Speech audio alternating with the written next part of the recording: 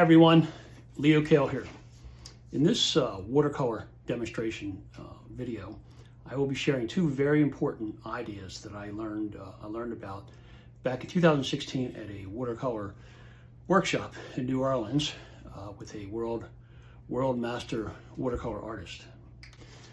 The first idea came about when I accidentally overheard the watercolor instructor mention to another student that a watercolor painting, is just a collection of shapes, and that's all it really is.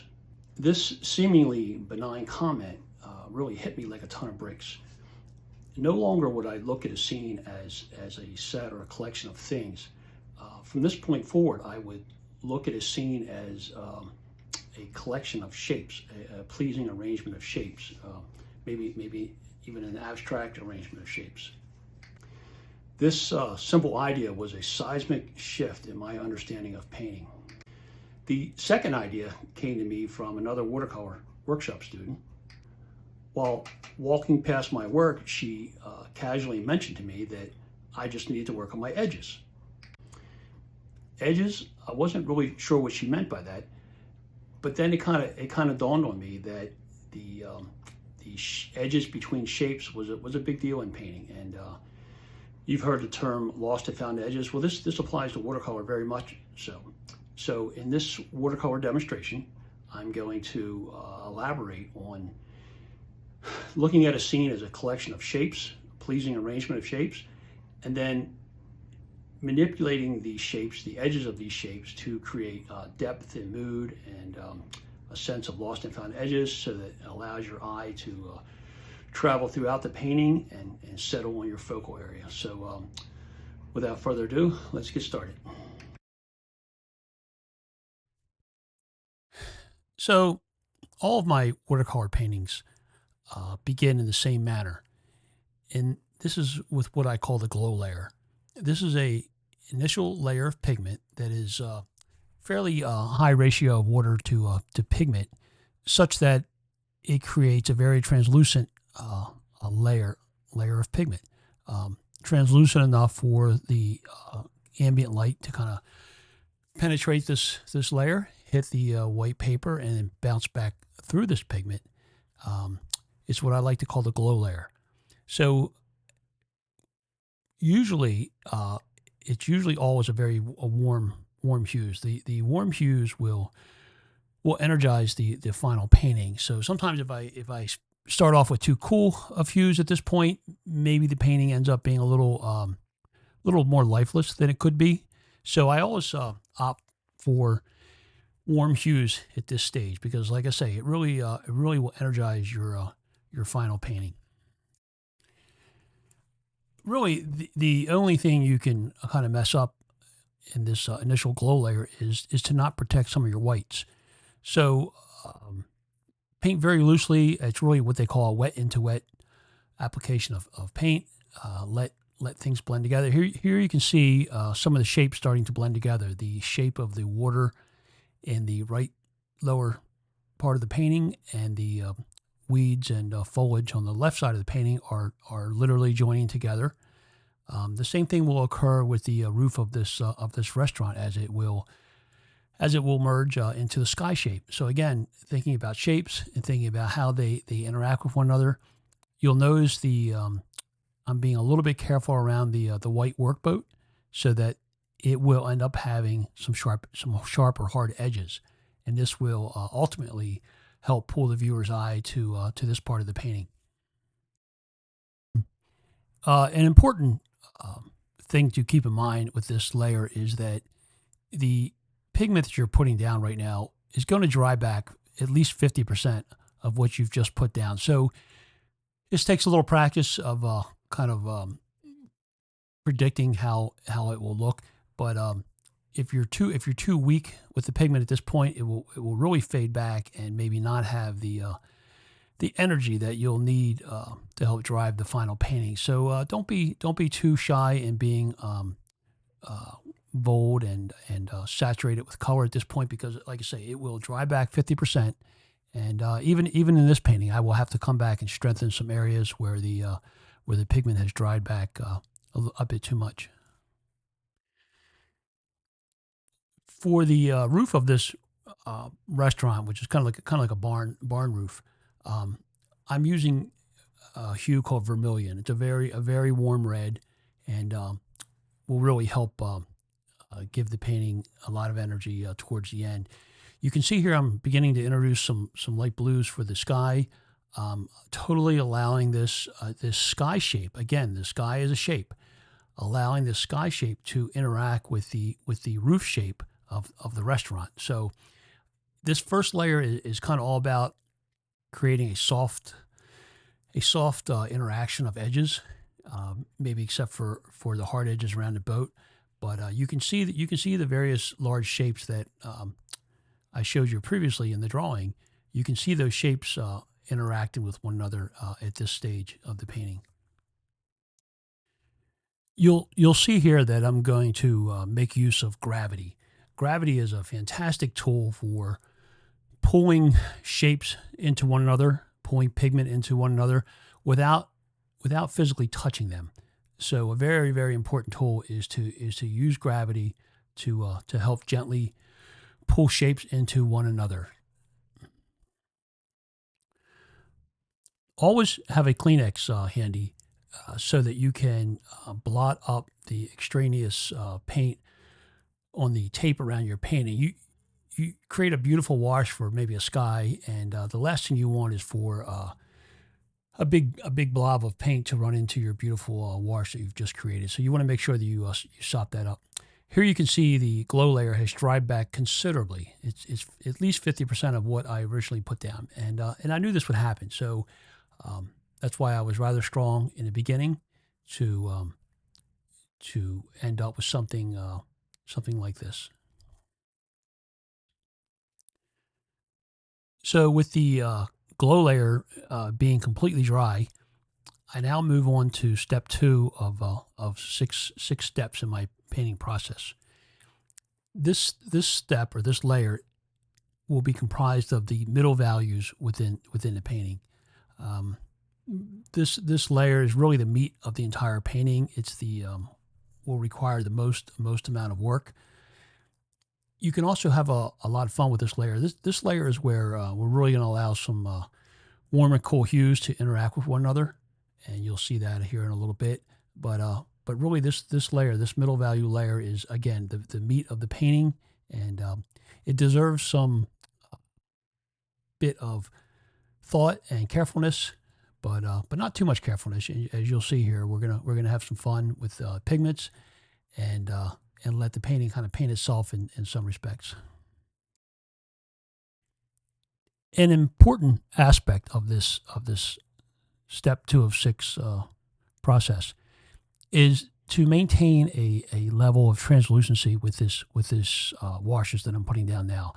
I am not ready for any opacity, which will come later. So it's important at this stage to maintain a water to pigment ratio that still creates a semi-translucent layer of pigment. So this may be a good time to talk about this scene. This restaurant is a famous seafood restaurant on Maryland's Eastern Shore.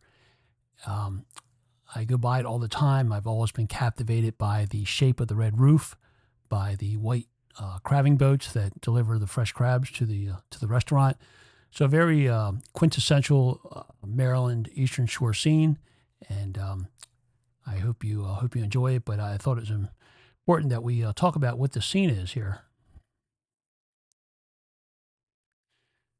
So now you'll see me introducing some cooler hues into the kind of the foreground water area. I am not an artist who tries to perfectly paint water and the ripples in the water and all those kinds of things. I'm more interested in the abstract reflections and the feel of the water, how it acts as a mirror to things above it. But I never really get bogged down into trying to realistically create ripples in water and whatnot. So it's really all about reflections. And here you'll see me allowing some warm and cool hues to blend on their own. It creates a really beautiful effect. It's something that really only happens in watercolor, and it's one of the things I really love about the medium. The big shape on the lower left side, or the left middle side of the painting, is a bunch of foliage, and that merges down into grasses in the water. Again, as we talked about earlier, notice how I'm allowing the two shapes, the shapes of the foliage on the left and the shape of the water on the right, to absolutely interact with one another. If I thought about these as separate items, as water and foliage and weeds, I might be tempted to paint them individually. But this is the beauty of lost and found edges in a painting, is allowing these shapes to interact with each other. So a very important idea. This will really help your look and feel of your paintings and give them a lot of mood and a lot of depth, is to think about how the edges of these big shapes interact with each other. So to me, this is the definition of looseness, is how shapes merge with one another, how they interact with one another. So good example of shapes interacting. Here I'm sprinkling a little fresh water onto some wet pigment.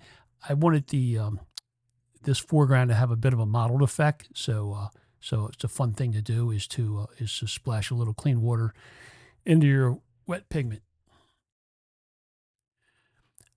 I'm going back into the big shape on the lower right, which is really the shape of the water in this creek. And I felt it wasn't really cool enough, so I'm going to add some blues and some greens to the shape, which is still wet, still moist. So we're going to get a very fun interaction of hues, of warm and cool hues interacting with each other here. So just allowing them to kind of do their own thing, and they refer to this as a watercolor painting itself. So you introduce the hues, and you let the watercolor kind of do what it wants to do.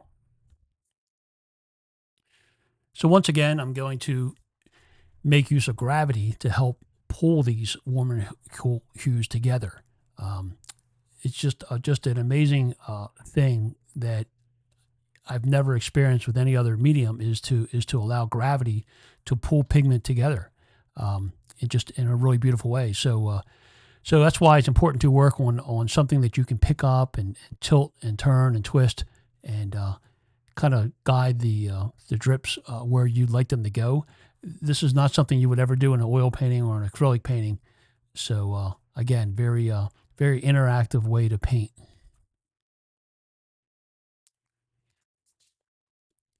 So now it's time to address this big shape. It's actually the roof of the restaurant, but I don't think of it as a roof of the restaurant. I think about it as a very interesting shape or part of my composition. So I'm going to re-strengthen what I had done previously in the glow layer with more vermilion. And the roof is such a big part of this story of this painting that it needs some attention, and it needs to be prominent. So I'm going to go back in with another translucent layer of vermilion to strengthen this roof shape. So now you're going to see really the essence of this video, and that is how you join shapes, large shapes. So the sky is a shape, the roof of the building is a shape, and these two shapes are going to blend together. And really, I think one of the most beautiful aspects of watercolor is to be able to do this. You could do this with oil. You could blend the shapes together. Absolutely, it's a little more difficult with acrylics, but it's just, to me, just one of the most amazing things with watercolor is to be able to create these soft, wet into wet edges, so that the edges of the focal area, the harder edges of the focal area, will become more prominent, and your eye will glide over these other shape interactions, and your eye will settle upon the most important part of the painting, which is the guys delivering the fresh crabs off the back of the boat to the employees of the seafood restaurant. I was not totally happy with the prominence of the red roof, so I've I've gone back in here and added even more pigment to better define and to emphasize this bright red roof, and I will continue to blend the edges into the sky. Here I'm adding some of the some little red cupolas at the top of the roof, and in a minute here you're going to see me make use of a very important tool in watercolor, and that is a spray bottle, a fine mist spray bottle. It is a really indispensable tool to sometimes help blend edges where you don't want to touch it with the brush, and by spraying using a spray bottle, you can create a incredibly soft interaction between wet shapes. So you'll see me do that here in a second. And again, it's just a very, very important tool in the watercolor process is to use a water spray bottle. So once again, making great use of gravity to gently pull the red pigment from the roof shape into the wet shape of the sky, and very, very important thing to do is to use gravity. So up till now, we have a relatively flat-looking painting. There's no real volume being inferred from a light source like the sun. So now it's time to introduce shadows, and some of the darker values. Take note of the kind of viscosity of the pigment to water ratio. I'm still not opaque yet. The fact that this is the third layer of pigment will, on its own, start to appear quite dark. So I'll use some opaque pigment when we get to some of the details and some of the later steps. But right now I'm a little bit conscious of maintaining some level of translucency in the amount of water to pigment that I'm putting down. But you can really think of this step 3 as the shadows and the dark aspects of the painting. Here I'm looking at the dark shadows under the recesses of the porch awning of this restaurant, and starting to define some of the boat shapes. Here I'm adding some of the background foliage that's in the far distance, kind of reintroducing that. We kind of lost it when we flooded that area with some of the red from the roof, so kind of go back and suggest some of the trees and whatnot in the background here. We're also going to start indicating some of the architectural features of the roof, some of the shadows of the metal roof, and there's some awnings up above, so we'll start to indicate some of the cast shadows in that area. These small details really will really start bringing the painting to life. So a very important step is to give some attention to the architectural details, but in a very loose and quick manner. The architectural details of this painting are not the story. The story is the boat bringing the fresh crabs to the restaurant. So I don't want to spend very long adding these architectural details. They are simply to kind of break up the shape and to suggest some structure to this roof shape. Whenever possible, look for lines and patterns in a scene to help lead the eye to the focal area. Here, the kind of the ribs of this metal roof are helping to point directly to the crabbing boat. So anytime you can find power lines or lines, architectural lines, make use of those to help point the eye where you want it to go. And just a good thing to do. You can sometimes make it up, even if you're not there. You can invent these types of lines to again steer your eye to your all important focal area. So this is a good opportunity to start looking for some of the shadows that would occur on the white shape of the boat. Just a stark shape wouldn't be good. So we want to try to define the boat a little bit with some of the floats that hang off the side. Here I'm adding a strong dark. I want this to come forward, so the strength of this dark value will help bring this little tree on the left side of the painting will help bring it forward. You can see the way I'm using the side of the brush, and I'm working on Arches rough paper, so the rough texture of the paper will help me to to kind of drag the brush across and create these feeling of a bush. So here you'll see I'm making use of something called a splatter technique. I've masked off the majority of my painting with some note cards, but anytime I do foliage, bushes, weeds, or organics, I rarely would try to paint those with a brush. I think that using a splatter technique creates just a fantastic impression of foliage and bushes and whatnot. So I really love the effect. You got to be careful if you do too much; it's not good. But I always say a splatter is like sugar. A little bit is nice. Too much is not good. So you can see the effect, this kind of abstract, impressionistic effect that we're getting here in the foreground by use of the splatter, and then kind of go back and maybe adjust them of it a little bit. But just a beautiful effect that you can really only achieve in watercolor.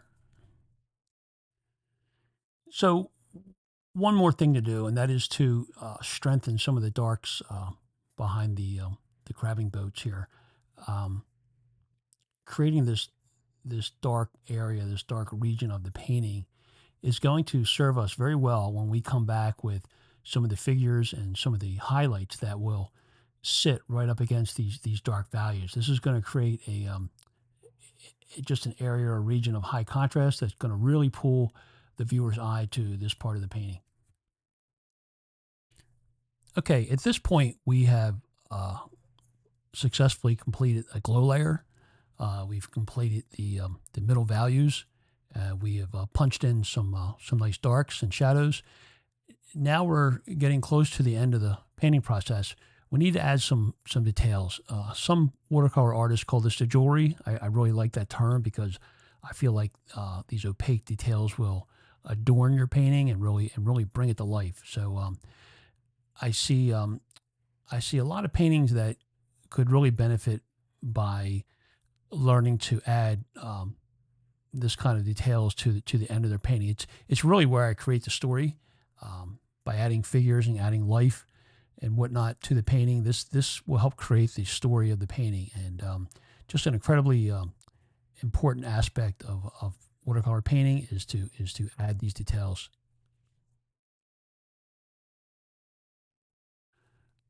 Well, no Eastern Shore, Maryland painting would be complete without seagulls. So seagulls are a great way to break up large sky areas, especially with these types of shore scenes.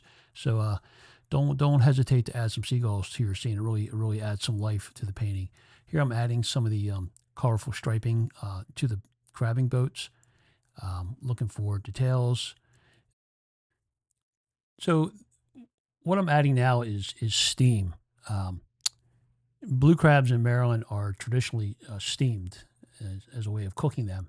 So to make this a crab restaurant, we have to have some steam flying out of the kitchen. So this is what I'm adding now. I started out by removing some pigment, and now I'm adding a little bit of Chinese white pigment to suggest the hot steam emanating from the kitchen. Here I'm adding the Maryland flag, which is a very interesting, very colorful design, and no Maryland scene really is complete without it. So I enjoy adding the Maryland flag whenever I can. Here I'm adding some suggesting some sea grasses in the water. Um, Here I'm rubbing out what will be some of the lights along the edge of the porch.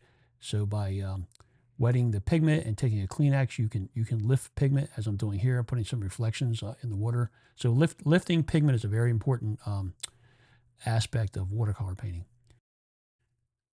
Now we are literally at the end of the painting process, and this is where I come back with some either Chinese white or maybe a little titanium white, or sometimes a hue called Wan Brilliant, and add in a few strategic highlights, places where will help pull your eye to certain areas of the painting. There's absolutely nothing wrong with using a little bit of white paint to create highlights in your painting. Here, using it to great effect to create highlights on some of the bushel baskets and some of the figures in the workboat here by adding a little touch of white to their shoulders and to their head. They immediately will read as figures, and just a just a really fun thing to do. And you'll remember we put some dark pigment behind the boat.